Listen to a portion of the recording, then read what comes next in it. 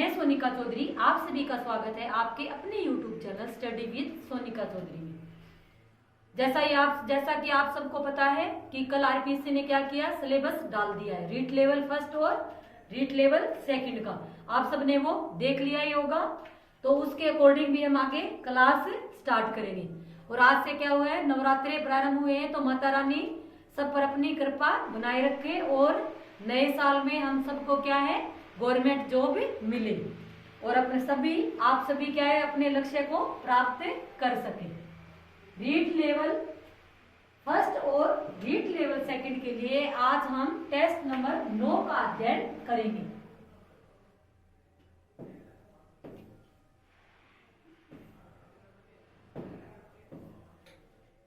हिंदी की शिक्षण विधियां और व्याकरण। बाल उद्यान शिक्षण पद्धति के जन्मदाता कौन है? जो बाल उद्यान शिक्षण पद्धति है उसके जन्मदाता कौन है? Watson, Froebel, Montessori, Morrison. तो बाल उद्यान विधि किसकी है? फ्रोबेल की। किसकी है? फ्रोबेल की।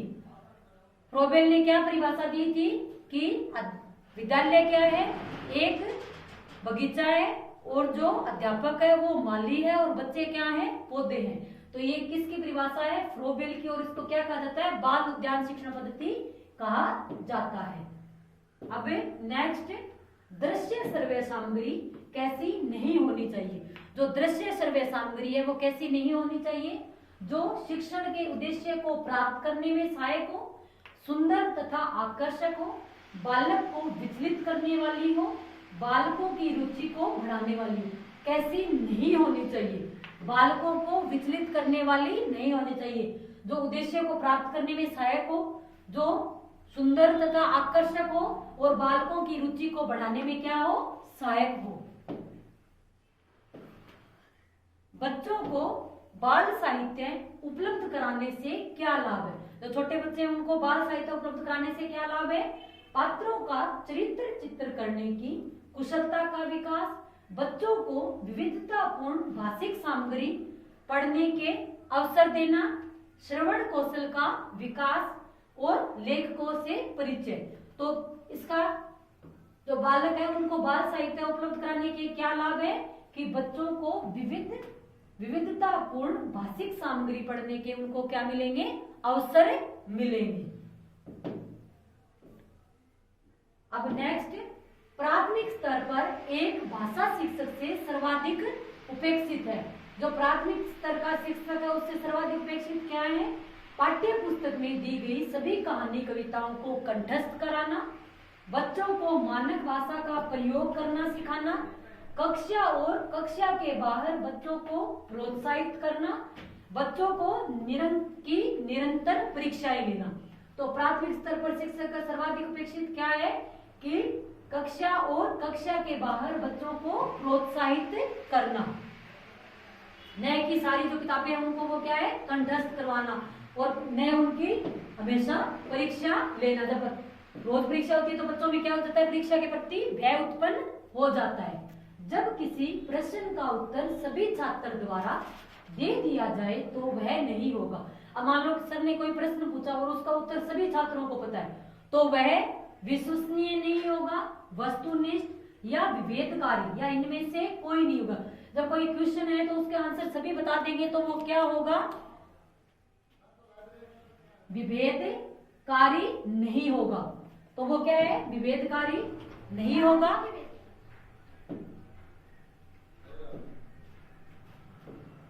विभेदकारिता भी क्या है एक। अब देखो और कहो विधि सिखाती है।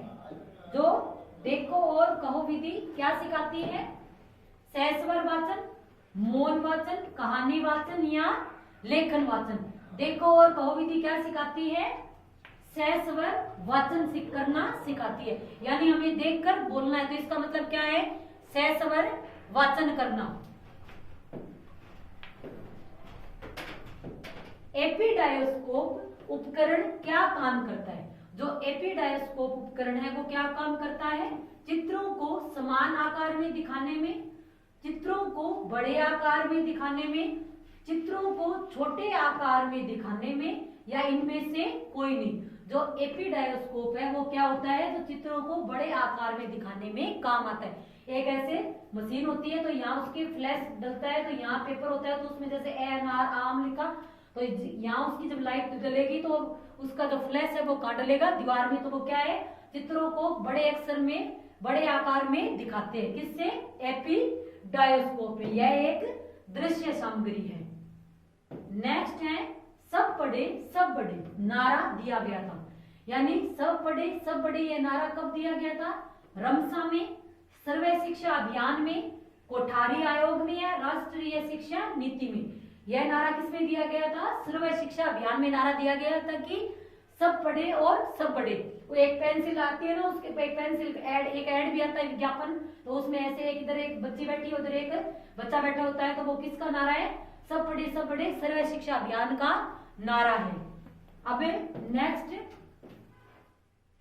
हिंदी भाषा की कक्षा में राकेश लिखते समय कठिनाई का अनुभव करता है, यह समस्या है। यानी राकेश को किसमें समस्या है, लिखने में। डिसलेक्सिया, डिस्ग्राफिया, डिसकैल्कुलिया या इनमें से कोई नहीं। अब लिखना होता है तो लिखते हैं, तो इसमें मतलब क्या हुआ, डिस्ग्राफिया। अब लेस लगा के क्या है, हम पढ़ेंगे। अब पढ़ने संबंधी जो कठिनाई होती है वो क्या होती है, डिसलेक्सिया। और जो गणित से संबंधित कठिनाइयां होती है वो क्या होती है, डिसकैल्कुलिया। तो अब लिखने संबंधी किसमें आ गई, डिसग्राफिया। लिखने संबंधी डिसग्राफिया, पढ़ने संबंधी किसमें आती है, डिसलेक्सिया में, और गणित के संबंधी डिसकैल्कुलिया में। बच्चों की भाषा संबंधी कर्मिक प्रगति का लेखा जोखा रखना किससे संभव है। यानी विद्यालय में जो बच्चे की लगातार प्रगति हो रही है, तो उसका लेखा जोखा कहाँ रखा जाता है, उत्तर पुस्तिका में, लिखित पुस्तिका में, पोर्टफोलियो में या मौखिक परीक्षा में। किस में रखा जाता है, पोर्टफोलियो में। जो पोर्टफोलियो होता है उसमें क्या होता है, पूरे साल की गतिविधियां उसमें संग्रहित की जाती है। कौन सी व्याकरण शिक्षण की प्राचीन और परंपरागत विधि है। व्याकरण की कौन सी है जो विधि परंपरागत और प्राचीन है, निगमन विधि, आगमन विधि, भाषा संसर्ग विधि या प्रयोग प्रणाली। तो सबसे प्राचीन कौन सी चलती थी, निगमन विधि। इसमें क्या है, पहले नियम बताए जाते हैं और बाद में उदाहरण स्पष्ट किए जाते हैं। जो संस्कृत की जब व्याकरण सिखाई जाती थी तो कौन सी विधि प्रयोग में ली जाती थी, निगमन विधि। तो व्याकरण शिक्षण की प्राचीनतम विधि कौन सी है, निगमन विधि। निगमन विधि में क्या होता है, पहले नियम बताए जाते हैं और बाद में क्या किया जाता है, उदाहरण बताया जाता है। और जो आगमन विधि है उसमें क्या होता है, पहले उदाहरण और बाद में नियम बताए जाते हैं। बार बार प्रयोग करने पर यदि कोई परीक्षा समान परिणाम दे तो वह कहलाता है। यानी कोई परीक्षा हुई है, बार बार उसका अगर बच्चे का हमने टेस्ट लिया है और वो समान परिणाम दे रही है तो वह क्या कहलाता है, विश्वसनीय, व्यापक या वस्तुनिष्ठ। तो वो क्या है, परीक्षा क्या है, विश्वसनीय परीक्षा है। लिखित अभिव्यक्ति का साधन नहीं है। यानी बोलने की जो अभिव्यक्ति है उसका साधन कौन सा नहीं है, पत्र लेखन, निबंध लेखन, वाद विवाद या नाट्य लेखन। लिखित अभिव्यक्ति का कौन सा नहीं है, जो वाद विवाद होता है वो कैसे होता है, बोल के होता है, न कि लिख कर। और बाकी सभी क्या है, लिखित अभिव्यक्ति के साधन है। पत्र लेखन हो गया, निबंध लेखन हो गया, नाट्य लेखन हो गया, कहानी लेखन हो गया, ये सभी किसके हैं, लिखित अभिव्यक्ति के साधन है। सुमन बचपन से राजस्थानी भाषा बोल समझ लेती है, वह कभी विद्यालय नहीं जाती है, यह उदाहरण है। जो सुमन है वो क्या है, राजस्थानी भाषा बोल लेती है, लेकिन क्या है, वो कभी विद्यालय नहीं गई। तो यह किसका उदाहरण है, सुमन की प्रतिभा का, भाषा सीखने का, भाषा में पिछड़ेपन का या भाषा अर्जन का। तो ये क्या है, उसकी भाषा अर्जन करने की उसकी शक्ति है। यानी भाषा सदैव क्या होती है, अर्जित होती है। तो सुमन क्या है, जरूरी थोड़ा ना भाषा सीखने के लिए विद्यालय जाए, हम घर पे रहकर भी तो भाषा सीख सकते हैं। हमारे प्रीवियस में जो भाषा बोली जाती है वो हमें, जब हम उसको सुनेंगे तो हम उसके बोलने का भी प्रयास करेंगे, तो उससे हमें क्या है, भाषा सदैव क्या होती है, अर्जित होती है, न कि जन्मजात शक्ति है, न ये विरासत में मिलती है, बल्कि ये क्या होती है, सदैव अर्जित होती है। अब नेक्स्ट भाषा प्रयोगशाला होती है बातचीत सिखाने हेतु, कलाकार बनाने हेतु, उच्चारण शुद्धिकरण हेतु या इनमें से कोई नहीं। भाषा प्रयोगशाला होती है किस लिए होती है? उच्चारण शुद्धिकरण के लिए। तो भाषा प्रयोगशाला में क्या होता है? लिंगुआ फोन का एक प्रयोग करते हैं ना, तो लिंगुआ फोन का प्रयोग कहाँ होता है? भाषा प्रयोगशाला में होता है। तो इसमें क्या सिखाया जाता है? उच्चारण शुद्धिकरण सिखाया जाता है। अब नेक्स्ट क्वेश्चन है कक्षा 1 और 2, कक्षा 1 और 2 के बच्चों के लिए आप किस तरह की कहानी का चयन करेंगे? यानी कक्षा 1 और 2 में आपको कहानी सुनानी है जो बहुत छोटी हो, जिसमें बहुत सारे पात्र हो, जिसमें 2 ही पात्र हो, जिसके शब्दों, वाक्यों और घटनाओं का वर्णन की शैली क्या हो? चित्रात्मक हो। यानी हम किसका प्रयोग करेंगे? जिसका में शब्दों, वाक्यों और घटनाओं के वर्णन की क्या हो? चित्रात्मक शैली हो। जो छोटे बच्चे होते हैं वो क्या देख के खुश होते हैं? चित्र देख के खुश होते हैं। तो कक्षा और 2 के लिए हम कौन सी शैली अपनाएंगे? चित्रात्मक शैली अपनाएंगे। अब नेक्स्ट है निम्नलिखित में से कौन सी क्रिया से बनी भाववाचक संज्ञा नहीं है? सुनवाई, गिरावट, कमाई, वीरता। अब कौन सी क्रिया से बनी भाववाचक संज्ञा नहीं है? तो कौन सी नहीं है? वीरता नहीं है। वीरता क्या है? वीर क्या हो गया? विशेषण है। तो विशेषण से बनी भाववाचक ये क्या है? भाववाचक संज्ञा है। अब सुनवाई का क्या होता है? सुनना, गिरावट का गिरना, कमाई का कमाना क्रिया है और क्रिया से ये बनी क्या है? भाववाचक संज्ञा है। अब नेक्स्ट वीडियो अच्छा लग रहा है तो लाइक करें, शेयर करें और चैनल को सब्सक्राइब करें। इसी channel study with Sonika Chaudhary में एनसीईआरटी की बुक्स भी करवाई जा रही है। जो सामाजिक की बुक है 6, 7, 8 की तो वो कंप्लीट करवा दी है। अब जो हिस्ट्री की बुक है अब उसमें ज्योग्राफी की बुक चल रही है। 6 की कंप्लीट हो चुकी है और 7 की स्टार्ट हो रखी है। वह बहुत परिश्रमी है। वाक्य में कौन सा शब्द प्रविशेषण है? प्रविशेषण क्या होते हैं? जो विशेषण की क्या करते हैं? विशेषता बतलाते हैं, उनको क्या कहते हैं? प्रविशेषण। बहुत परिश्रमी वह, तो वह बहुत परिश्रमी है। तो इसमें कौन सा शब्द है? वो प्रविशेषण है। तो कौन सा है? बहुत। परिश्रमी क्या आ गया? विशेषण शब्द और इसका ये क्या आ गया? प्रविशेषण। यानी बहुत वो क्या है? बहुत परिश्रमी है।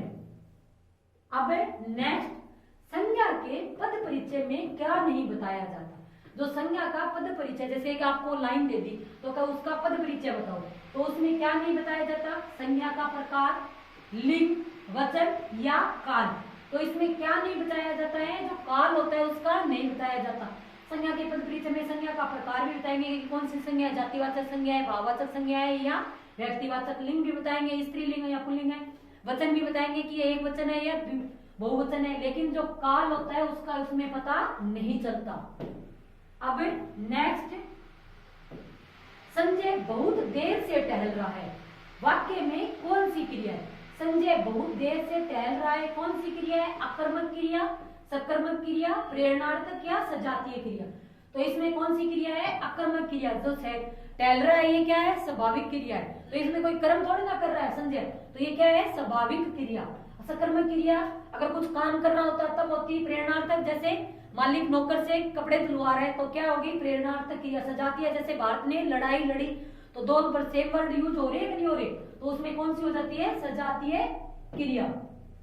अब नेक्स्ट उपकार को न मानने वाला वाक्यांश के लिए सही शब्द है। जो उपकार को नहीं मानता उसके लिए क्या आता है? कृतज्ञ, कृतगण, उपकारी या इनमें से कोई नहीं।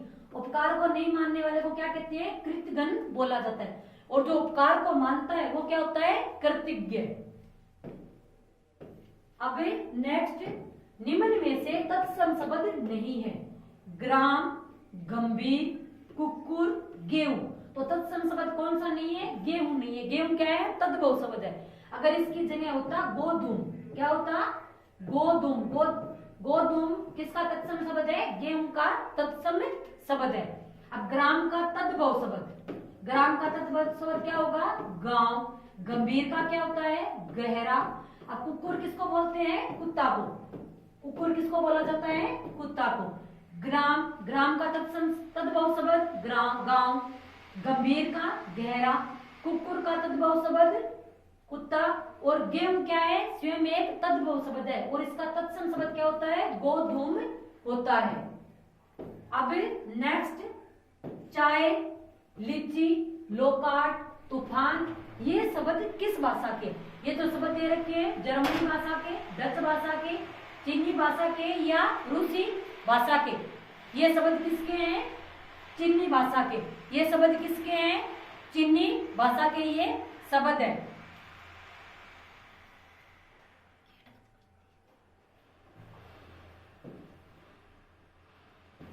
अब नेक्स्ट, निम्नलिखित में से कौन सा संधि विच्छेद सुमेलित नहीं है।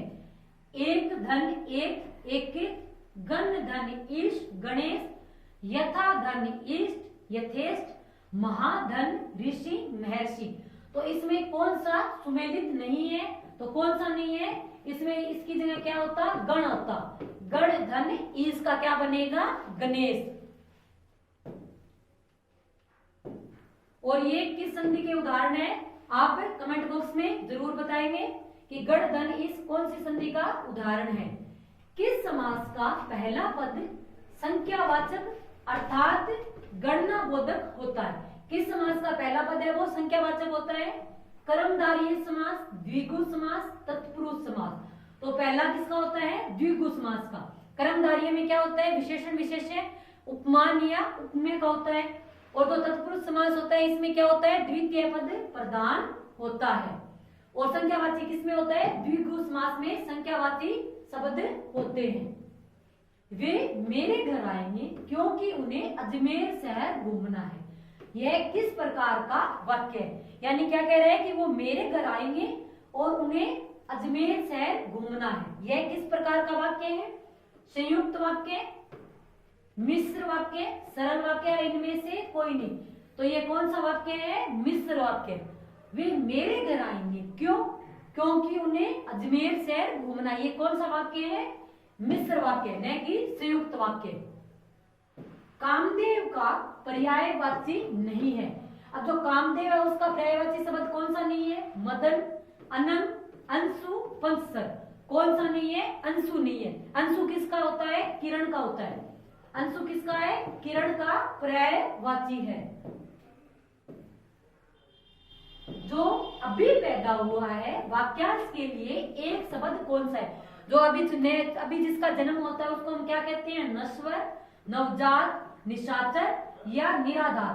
तो जो अभी पैदा हुआ वो क्या होता है, नवजात होता है। छोटा बच्चा होता है उसको क्या कहते हैं, नवजात बच्चा। तो क्या होता है, वो अभी पैदा हुआ उसको क्या कहेंगे, हम नवजात कहेंगे।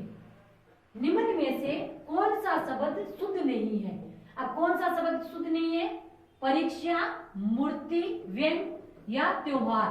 तो कौन सा नहीं है, त्योहार शब्द अशुद्ध है। त्योहार में हमेशा क्या आती है, एक ही मात्रा आती है, और बाकी शब्द क्या है, शुद्ध शब्द है।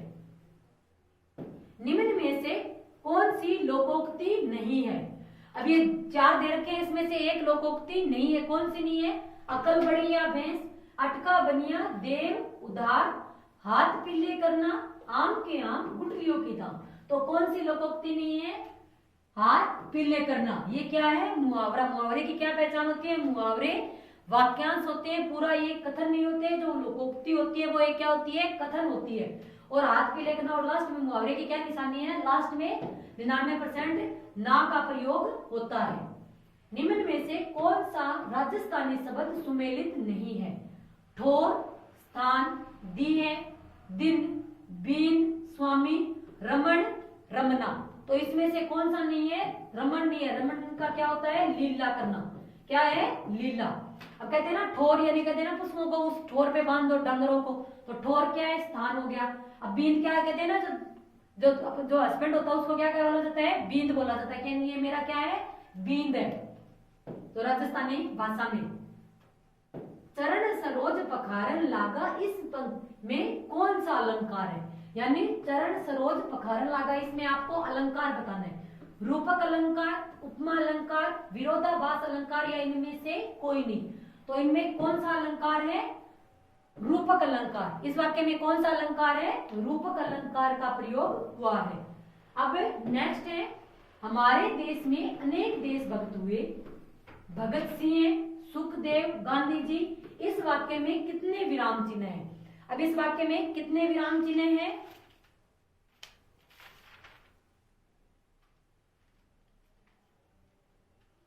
2, 3, 4 या 5? एक तो ये होगा, ये कौन सा है? निर्देशक चिन्ह। कौन सा है? निर्देशक चिन्ह। ऐसा ही एक होता है, वो छोटा होता है तो कौन सा होता है? योजक चिन्ह। और ये कौन सा आ गया? विराम चिन्ह। और ये कौन सा है? पूर्ण विराम। तो कितने इसमें है? 3 इसमें विराम चिन्ह प्रयुक्त हुए। अब इस टेस्ट में 33 क्वेश्चन थे, आपके कितने सही हुए हैं कमेंट बॉक्स में जरूर बताएं। अगर वीडियो अच्छा लगा है तो लाइक करें, शेयर करें और चैनल को सब्सक्राइब करें। आज के लिए इतना ही, धन्यवाद।